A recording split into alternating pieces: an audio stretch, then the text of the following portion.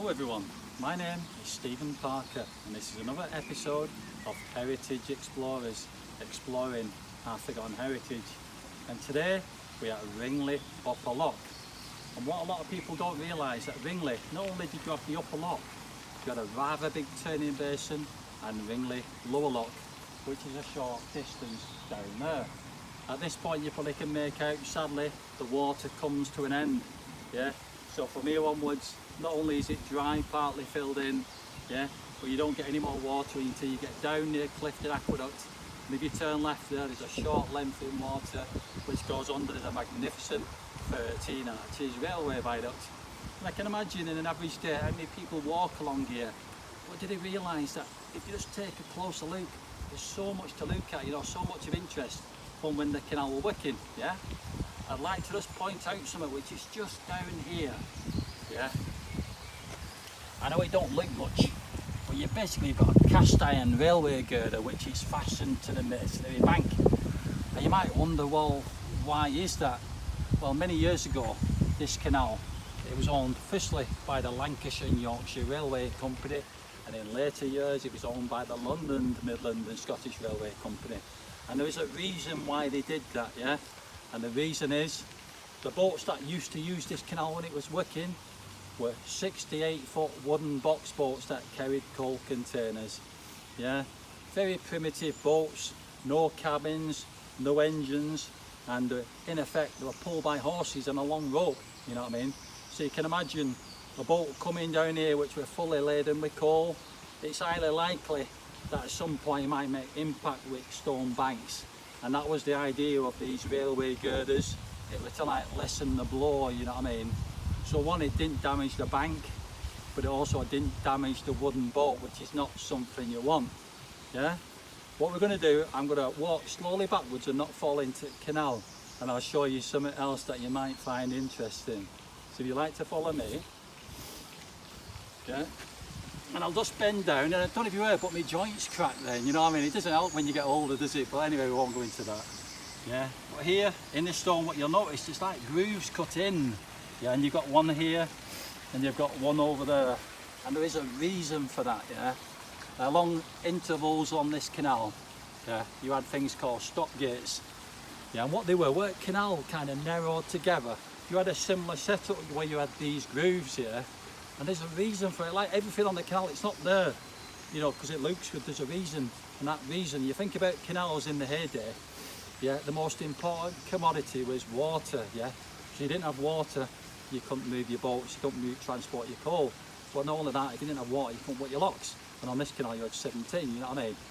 So, you can imagine like anything, every so often, you don't last forever these canals, do they, you know what I mean? They need maintenance, yeah. And these were quite ingenious, because the idea here is, yeah, just say you want to keep that length in water, yeah, and the section behind us you want to do some repairs, you've got to basically, what would happen is, yeah, you'd have these big wooden planks, probably outside here, you know what I mean, and on each handle at plank you have these cast iron handles, and I can imagine you probably have two rather strong blokes here, one would have that handle, one would have the other handle. And one by one, they would lower these planks into these grooves, yeah? So you can imagine, you could have had 5 or 6 planks here, and they were called stop planks. And the idea being is, when you've got enough planks, like this, yeah? It creates what we call a cofferdam. So that section of canal can be left in water. And farther down there would have been a sluice, and that could have drained it off, you know what I mean? So it's like ingenious, isn't it, if you think about it? Absolutely ingenious. Save your water, do your work. When they've finally done the work, yeah, obviously you've dropped your paddle, take the planks out, and then the water comes back up to the right level. You know what I mean? So it's absolutely fascinating. But while we're here, I'll show you a few other things of interest. Yeah, and we go this way a little bit.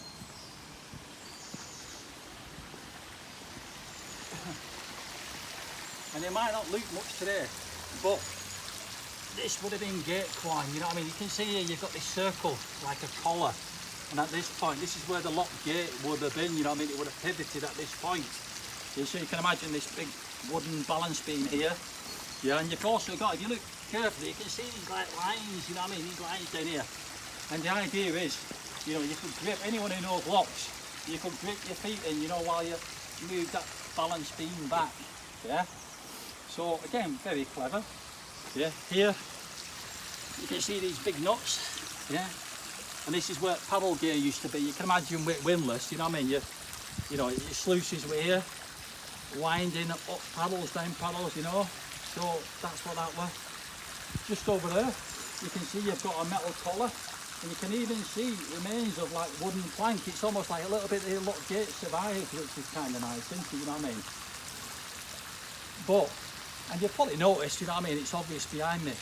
You'll notice, sadly, some of the stonework of this lock chamber got removed many years ago, and I believe it was used to strengthen a reservoir embankment somewhere. It's just a shame we can't go back up there and nick stone like that. I put it into a lock into it, you know what I mean? Because that would be nice, yeah? Other things which have disappeared, but you look in the old historical archive photographs, they're wonderful. Just over there, you can see a bit of stonework, a bit of brickwork, and that was site of lockkeeper's cottage. You know, because you think in each day, this would have been a busy set of locks. Yeah, and someone would have been based, they're probably employed by a canal company to not only live in the cottage, but to work the lock, you know what I mean? It's not only did you have coal boats in the early days, you had packy boats. You would have had passenger boats coming through here. And again, needing to get to Salford quick, yeah? So obviously lockkeeper would have got you through as quick as he could, yeah? And it really is, it's an absolutely fascinating area, this. And if you can come down, you must have a proper look, you know what I mean? Don't just walk along top, have a proper look, and you never know what you're going to find. And it's all absolutely fascinating.